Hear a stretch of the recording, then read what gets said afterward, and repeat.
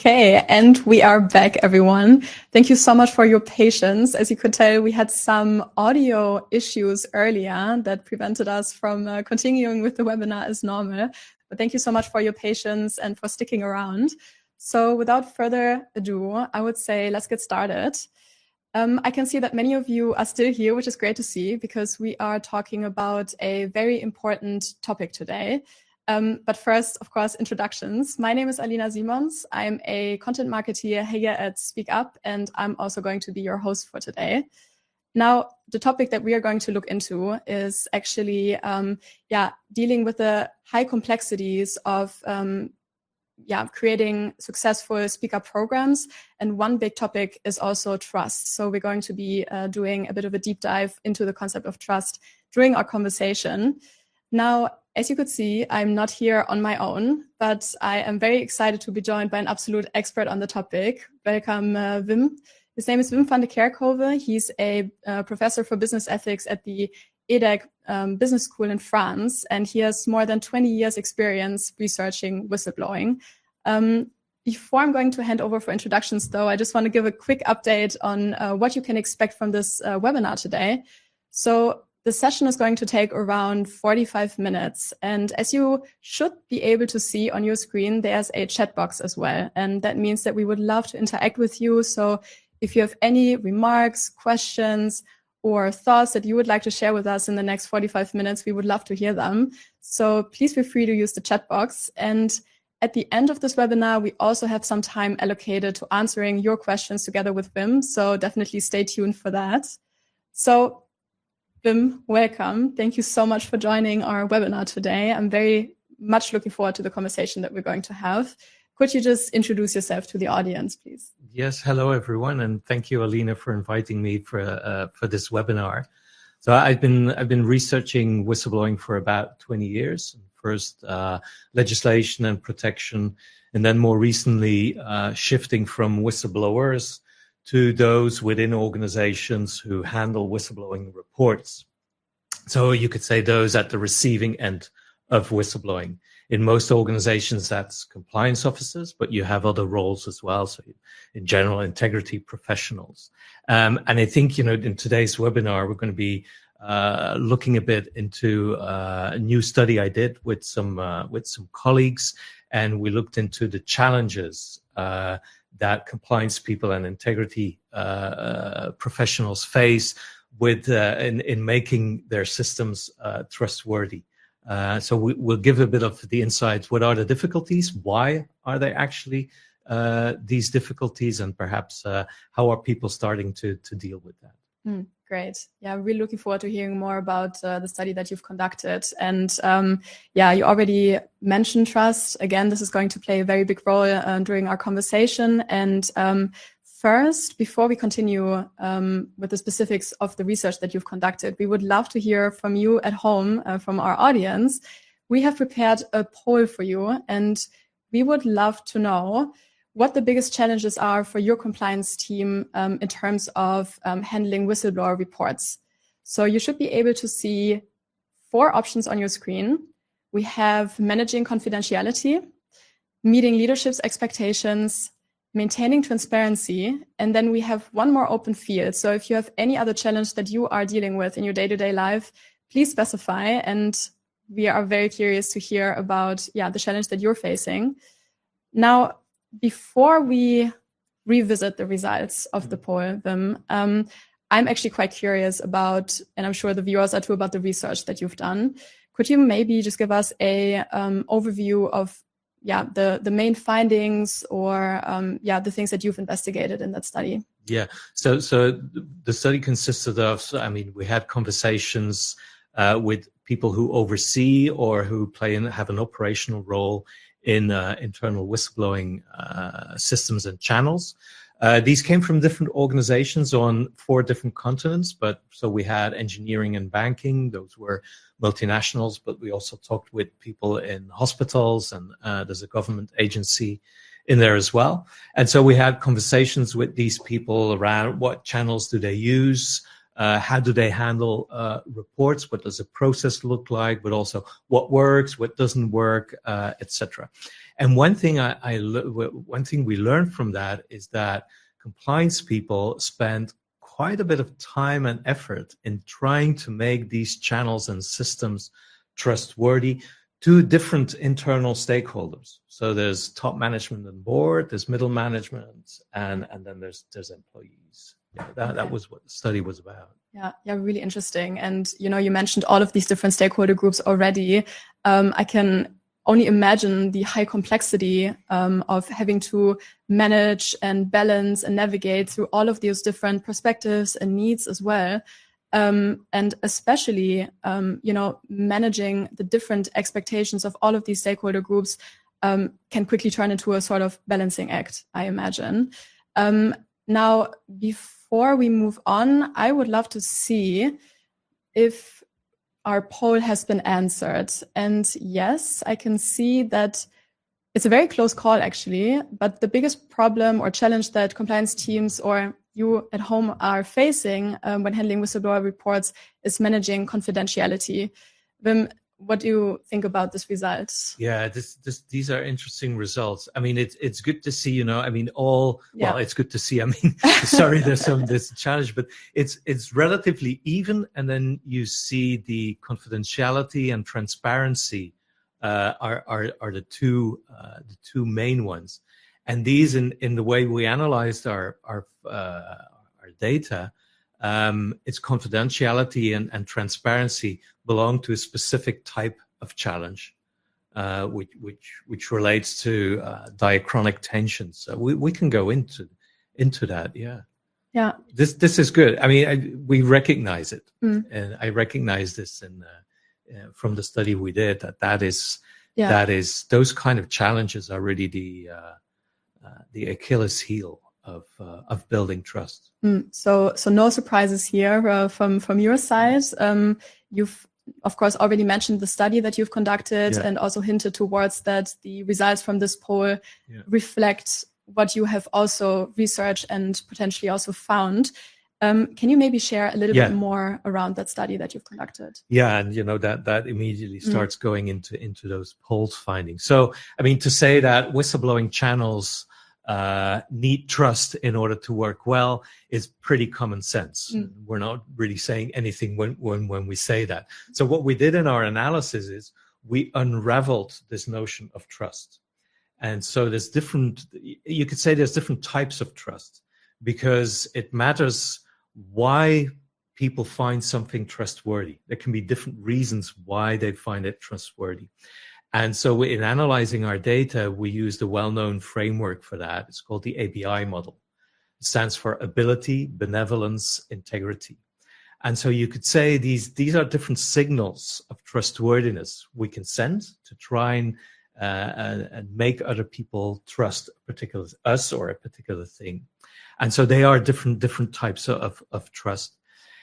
And what we find is there's two main challenges in making your whistleblowing channels trustworthy. One relates to diachronic trust tensions. So that means diachronic, it's across time. You send trust signals to the same stakeholders, but at different moments in time. And that's where issues of confidentiality and transparency, the difficulties, that's where it comes in. And the other type is a synchronic tension. That is, you send different signals to different stakeholders at the same time. And that's a tension that, I mean, might imply you're sending out contradictory signaling. So those are the two tensions. I mean, to give a quick example of the synchronic tensions, is boards would expect quick, high-level summaries, but your employees, when they think of reporting something, they're going to expect full attention for their individual case and very detailed feedback on their individual case. And so those are different expectations coming from different stakeholders, and you have to cater for both. Yeah. So that obviously puts compliance professionals in a fairly tough spot, right? Because they have to manage not only tensions between different stakeholder groups, but they also have to make sure that they're continuously signaling trust throughout the speaker program. So indeed, very, very challenging. Now, of course, you have, so to say, a 360 insight because you've also done research into the whistleblower, but then you've also more recently shifted your focus towards the people who are then actually receiving and dealing with the reports. Could you maybe tell us about what happens, for example, when compliance teams overpromise on, might it be confidentiality or transparency, because that's something we've also seen in the poll, in order to meet board expectations, for example? Yeah, well, the overpromising is that's the big problem. It's a good diagnose. I mean, there's lots of risks, but overpromising, I think, is one of the biggest risks. The thing is that we tend to overpromise confidentiality, and we think we have to do that in order to get people to trust us enough to make a report. But then, if we can't deliver on that, people are going to be either disappointed or they might actually feel betrayed. And we can look at what exactly are we saying, what words are we using, but I think we also need to look at what sort of sentiment are we creating, what sort of expectations do we allow potential whistleblowers, so our employees, to have. If we signal that it's going to be a one-to-one confidentiality, that's not the reality. Because often, even at triage stage, there's two people looking at it. If you do start an investigation, there might be four people knowing who the whistleblower is. So I think we have to be very careful as to what sort of thing are we promising. If you want to take further steps, it might be required that the person who raised the concern actually comes forward. And so the over-promising is like, what do we have at the end? If we promise too much in the beginning, we won't be able to deliver on that in the end. And so I think that's really a problem. You have the same with transparency. What are we saying at the beginning when we try to encourage people and say, if you have a report, make a report, use the channel, speak up. What are we saying that's going to happen? We say, we're going to give you feedback, we're going to give you informed. And very often there's under communication to a whistleblower. But even, you can't give the full details of an investigation to the person who made the report. It's simply, you cannot do that. People might get frustrated at the end. We notice that this is really the Achilles heel of a speak up system or a whistleblowing system. So we think we have to overpromise. And so we're shooting ourselves in the foot. Maybe the good news is that perhaps to a large extent, this is a problem we create ourselves. But there's trust signaling at the beginning. We shouldn't forget we need to manage that trust whilst we're investigating or doing a follow-up. What sort of contact is there with the whistleblower? And then at the end, we'll need to close a case at some point. So I think the main advice is really to, at the end, what the limitations are, and that should be your anchoring point. That's your benchmark for the trust signals you sent at the beginning. Because I think, if we can communicate what the limitations are on confidentiality, and that is also going to create enough trust at the beginning to get people to actually use the channel. So the solution is simple, don't overpromise. So sorry to put it so in an oversimplified form. I really appreciate the complexity of being a compliance officer. I know. Yeah. Of course, yeah, but hearing such straight to the point advice, of course, is also great to hear, because I can imagine, what you also mentioned before, that the pressure that might comes from board expectation in terms of a case number you have to ideally meet might push you into a direction where you feel the need to overpromise. Now, those are, again, two conflicting expectations or needs that create quite the conundrum for compliance professionals. But again, maybe, because this was already great advice that you have been sharing, can you maybe give us some more tips on how compliance professionals can actually manage the different tensions or expectations between the board and the people who are actually ultimately handing in the reports? Yeah. So Alina, those would be the synchronous tensions, right? We need to signal to different internal stakeholders at the same time, and they have different expectations. I think managing those expectations is important. It's also, I mean, this isn't a problem we can fully solve. That's, I think, part of the job, managing those different expectations. Your internal stakeholders, they have different positions. So yeah, they play a different role. They will always have different expectations. Employees will expect you, or will want you to listen endlessly, listen to their concerns, and you're the one who can take the system is able to take their concerns to top management, because they don't have the access. That's the expectation. And for top management and board, they just primarily want to say, okay, number of reports, how quick is it resolved, etc. So when you, as a compliance person, you have to balance that. But I think balancing it's not in the sense of meeting halfway. I think balancing is more of you create clarity, and you try to educate every internal stakeholder about what's the perspective of this other internal stakeholder. Because even if it's well meant, they are going to have different expectations, and because they work differently with it. So I think the one point for advice would be in training to really explain the process of handling what happens if someone makes a report, what is being done, what's the role of the compliance person, what does the back office look like, give them insight into what they don't see.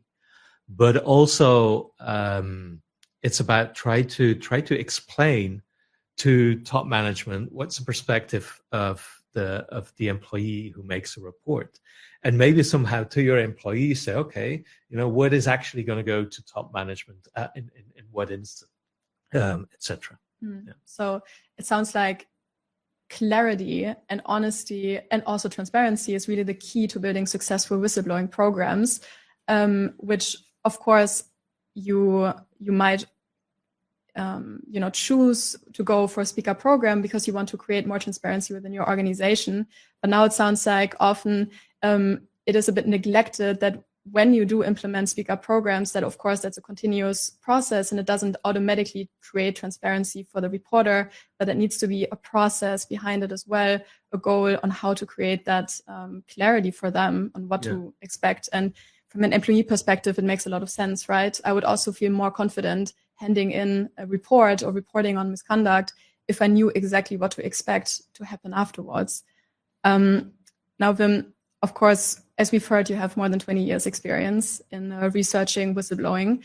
And I'm also sure that you've gotten some exclusive peeks behind the curtain of a few whistleblowing programs around the world. And I have to say, I'm quite curious, and I'm sure that our viewers are as well, about some of the observations that you made during that time.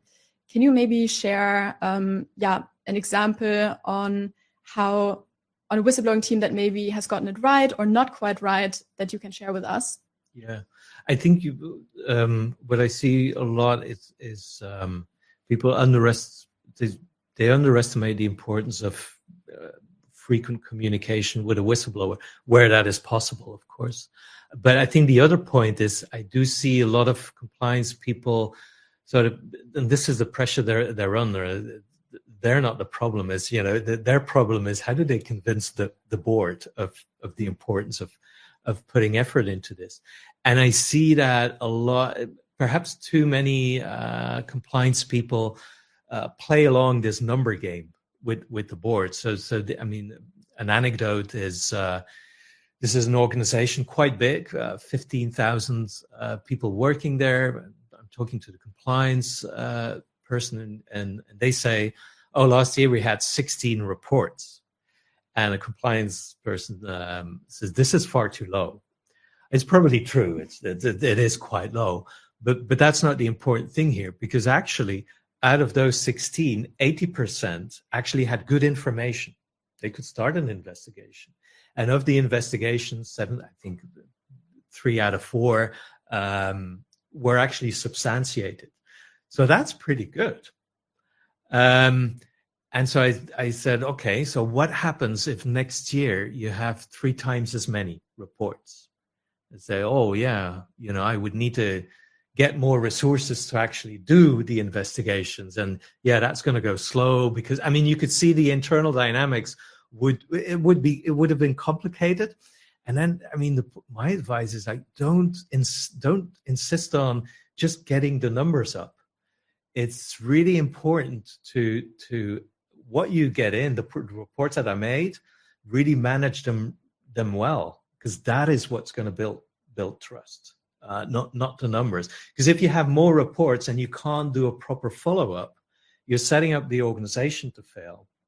You're also setting up the whistleblower or whoever speaks up to fail, because you won't be able to follow up. So the point is, it's not really the numbers, it's the quality of the follow-up and the handling process that really matters.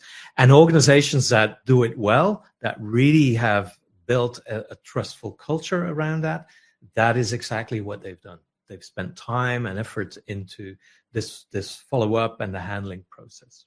Yeah, really interesting. And thanks for sharing the story with us. And I'm sure this is also probably relatable for at least a few viewers, I can imagine. And it does also show that the good old principle of quality over quantity does hold true in this context as well, even though, as we've also heard, this approach might also, again, clash with the expectations of different stakeholders within the organization. Now, I think this is a great moment to turn to the audience again, because we have another poll prepared. So it should be visible on your screen. I'm going to read out the question for you anyways. Let's see. So what is the biggest challenge when dealing with different expectations in reporting? Is it managing reporter and board expectations, building trust and follow-up, or protecting organization reputation? Or is it avoiding disappointment? I'm just going to give you a moment to answer, because we're going to have a look at the results together with Wim right after this. But we can already see the results coming in. Wim, are you surprised by the current developments in the poll, or is it as expected? No, they sort of, okay, we've got that reporter and board expectations. That's now, it's the highest at the moment, okay. Building trust and follow-up is there. Okay, there's very few on protecting reputation. Yeah. So, okay. That's quite surprising for me personally. Well, yeah, if it's not a worry, that's good. That's good. We don't want extra worries.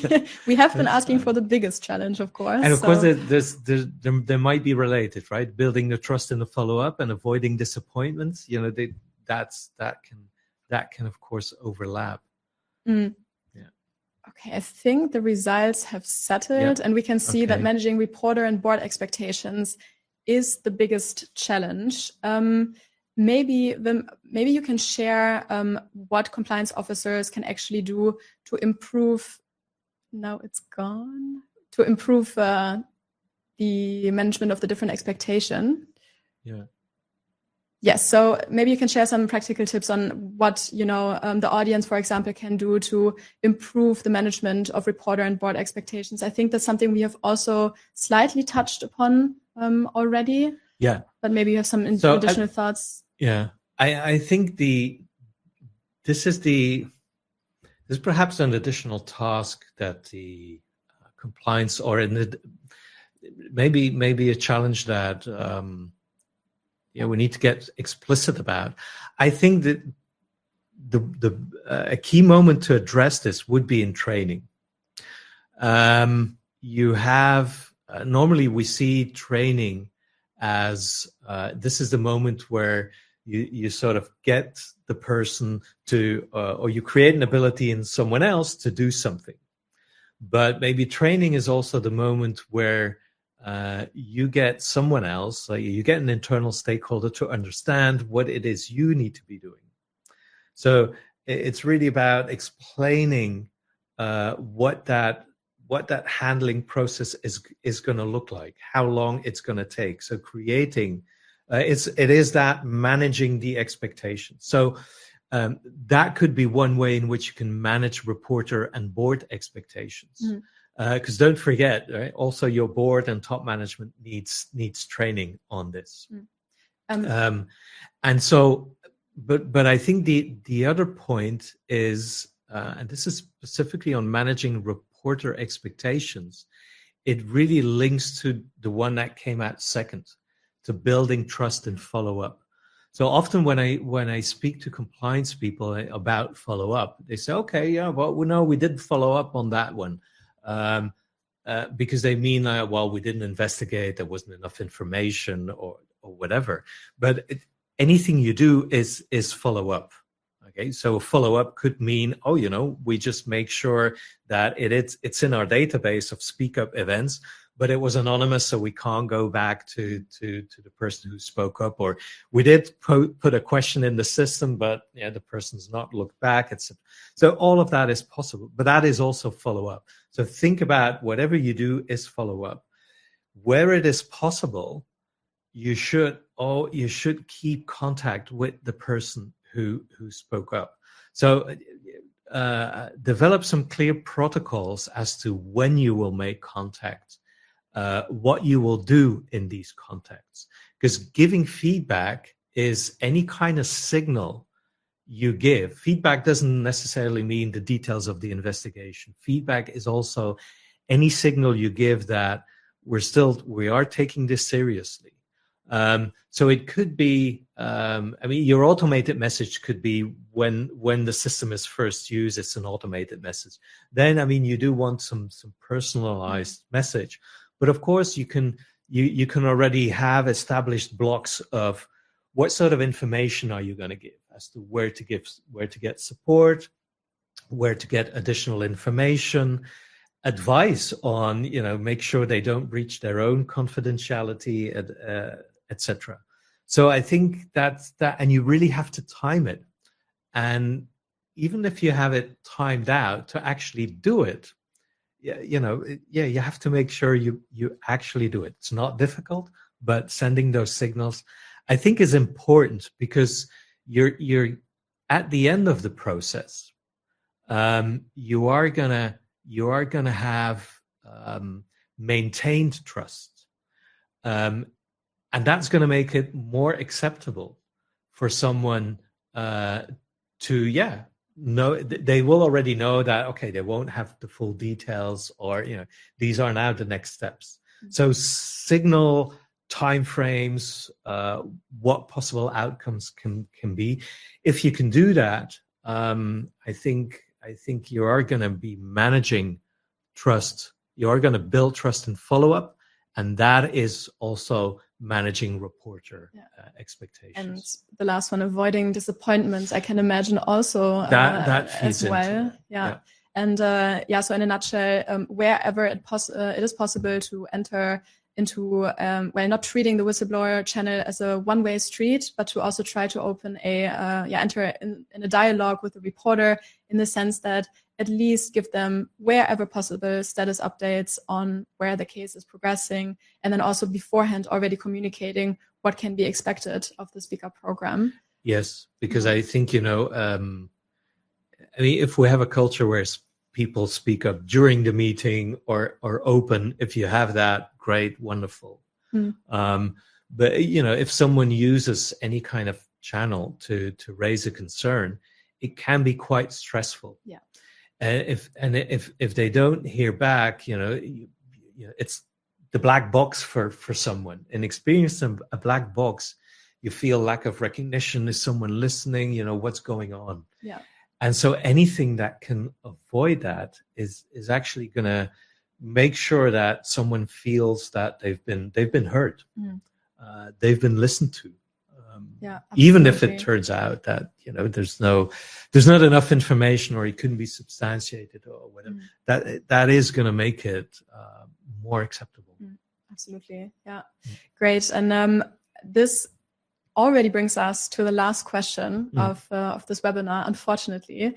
But you've already mentioned the keyword training before, but I would love to ask you to share a little bit more details on what you mean by training exactly, and how training can also help optimize the way Speak Up programs are managed.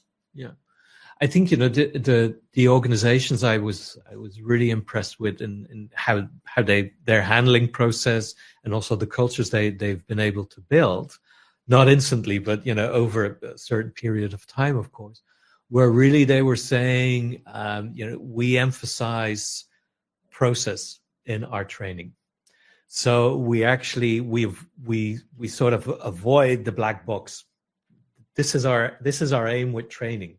It's not about encouraging people to use the channel and say, yes, it'd be fine. And of course we have our zero tolerance, full confidentiality. So no, instead we don't overpromise. We just explain, if you make a report in a channel, what happens? Okay, how long does it normally take? Why could it take longer? What could be the possible outcomes?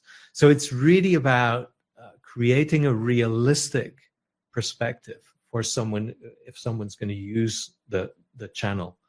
At the same time, in the training for top management, for example, it would be educating your board and your top management about, when people use a channel, is it about quick resolvement? Well, it's about good resolvement. So what are the sort of expectations people normally have? What might have happened before they used the channel? And so these are realities of organizational life that your top management or board doesn't necessarily have. But I think you, as a compliance person, this is an asset. Although how difficult your job is, the asset is that for Speak Up, the different concerns, worries, and expectations that your internal stakeholders have. And I think that if you can bring that into your training, I think you're doing really a lot in building culture and building trust. Great. Yeah. And this is also, I think, a great conclusion, because it does show that building trust and creating successful Speak Up programs is something that is possible. Now you, of course, also mentioned that in order to do that, being aware of the different tensions, the different expectations is the first step. And as we've also heard today, a big part also plays, being honest, not overpromising. That was a very clear advice from you. Don't overpromise. And just be transparent as possible, also with the reporters, but also with the board, on what can be expected from the whistleblowing program that you've implemented. And then, of course, also giving frequent, if possible, wherever possible, frequent status updates as well on how the case is progressing, to add on to that transparency and trust. And last but not least, training is very important. Also mentioning, which I think is really interesting, that it's not just about training the employees or external stakeholders on how to use the tool, but to also train, compliance teams on how to actually follow up with the cases that are coming in. So that's really, really valuable.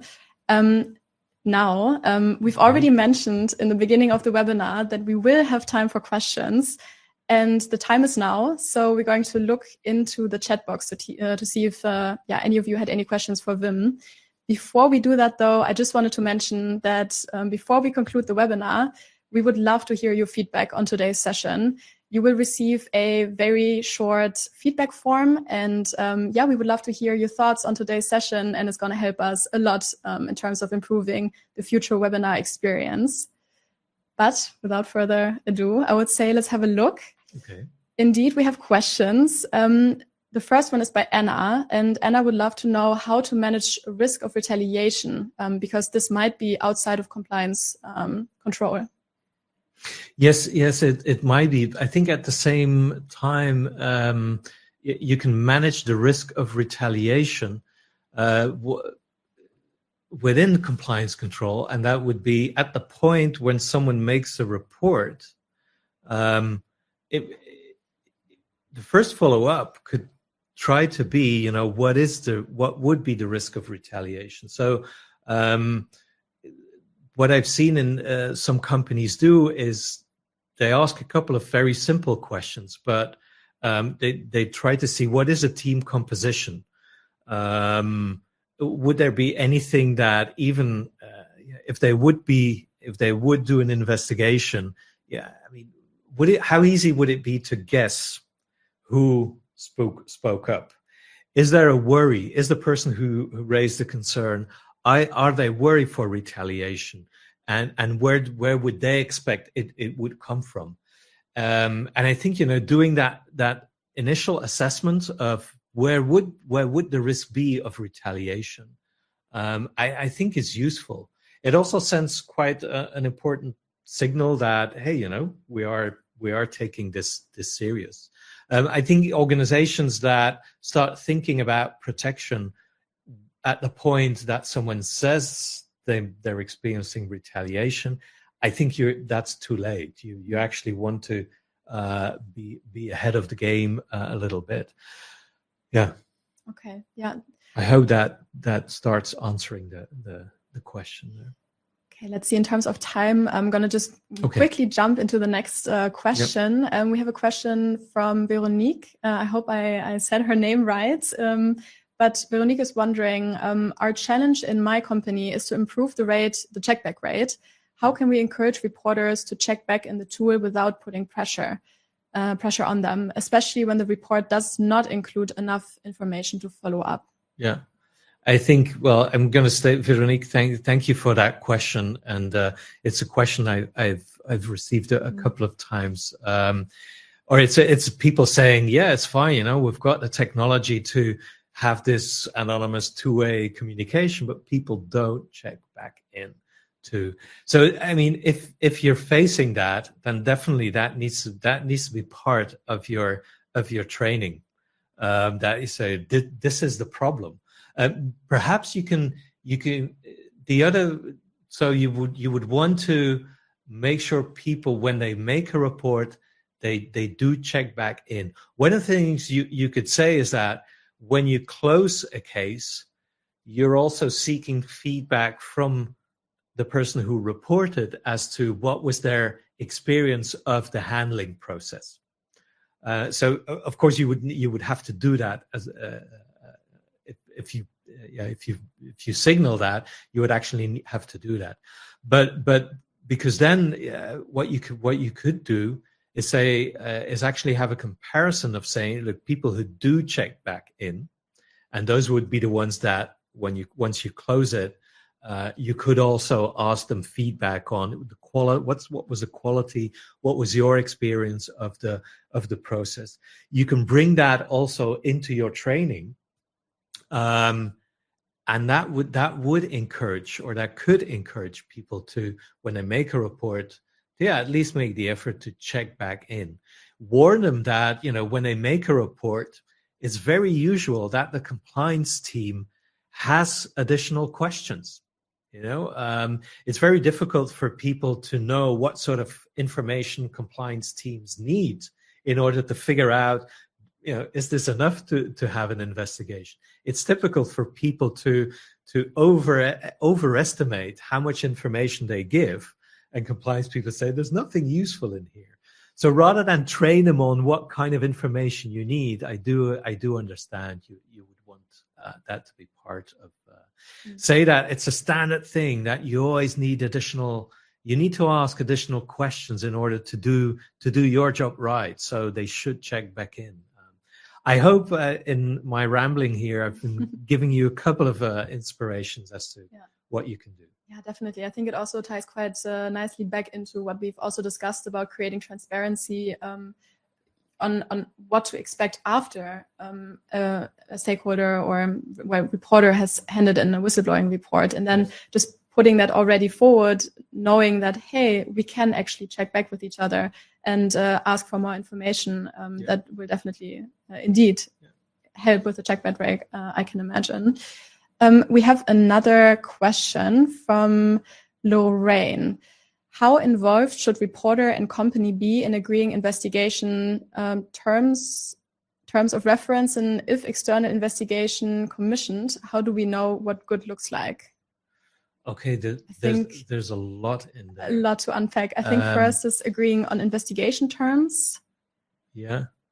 Well, I think, whether even if it's an internal investigation or an external investigation, the person who's going to do the investigation needs to have enough,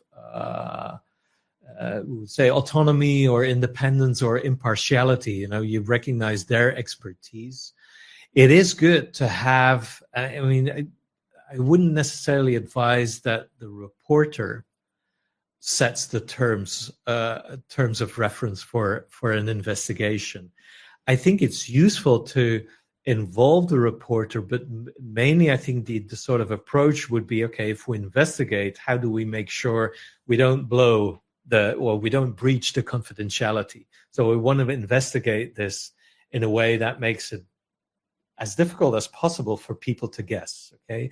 To make it impossible for people to guess, I don't think that's realistic. But you sort of want to minimize the risks there.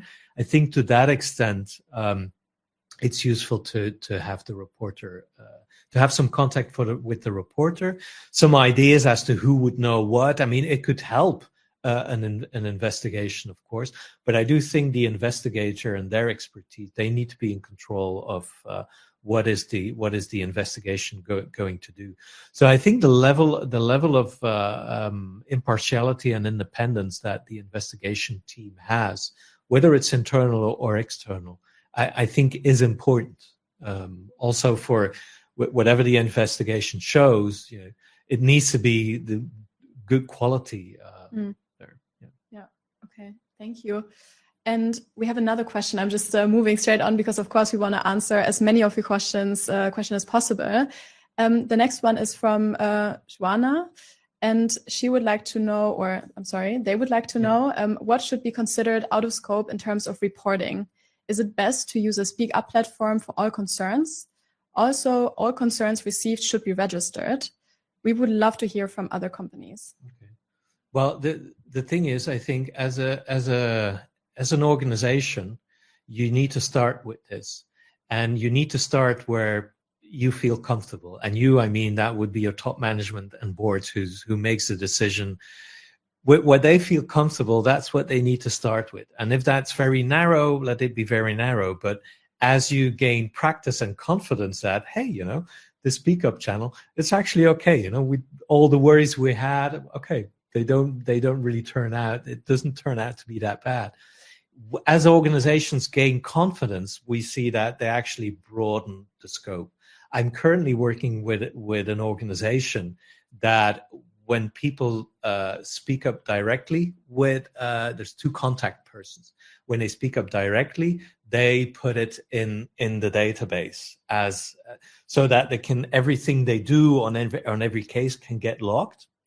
And so they would put it then manually in the database. So that's an organization that says, yes, if we even have person-to-person concerns, yes, we put that on our platform because it helps us to get an overview of what have we been doing, how are we actually handling this, where are our bottlenecks, etc. So they're already taking that to the next level. I've also worked with a company that said, look, it's quite big, so we have a lot of team managers. Do we want our team managers to log every question, every concern they get? No, maybe that's not the culture we want. Fine, but I think, every organization needs to make its own decisions also as to what's possible, what's feasible. But it can be useful to actually have something honest so that you at least know it has happened. I think that's important to see. Where are the flows of speak up? Is it person to person? Is it anonymous? Is it through the platform, but it's identified? What's the contact like? So I like the previous question on check-in rates. This is really good. It is really good to have an eye on. Not every organization looks at that. Been in companies that so yes, okay, how many anonymous? We'll have to look. Okay. Yeah. So it sounds like indeed using it for different purposes can create some really valuable insights for the compliance teams, right? This unfortunately brings us to our very last question. Okay. Pavel would like to know if we can have the full version of your research on whistleblowing pitfalls. Yes, we're still in a review process. We've written this up as an academic article at the moment. But yes, it will be available at some point, and hopefully in the near future. Yeah. Great. Okay. Really looking forward to doing a deep dive on that study. Definitely. Yeah. This also brings us to the end of this webinar. First, I want to say a very big thank you to you, Wim, for taking the time to joining our webinar today. I really enjoyed the conversation that we had and the insights that you gave. And of course, I also hope that it was valuable for the audience. And of course, I also want to thank you for tuning in today and for bearing with us in the beginning of this webinar regarding the audio issues. But yeah, we are very much looking forward to hearing your feedback on this session. So we mentioned already earlier, you will receive a very short questionnaire at the end of this webinar via email where you can just share your thoughts. And again, this will really help us improve the webinar experience for next time. And I think that wraps it up. Thank you so much for joining. Thank you, Wim. And we're looking forward to seeing you next time.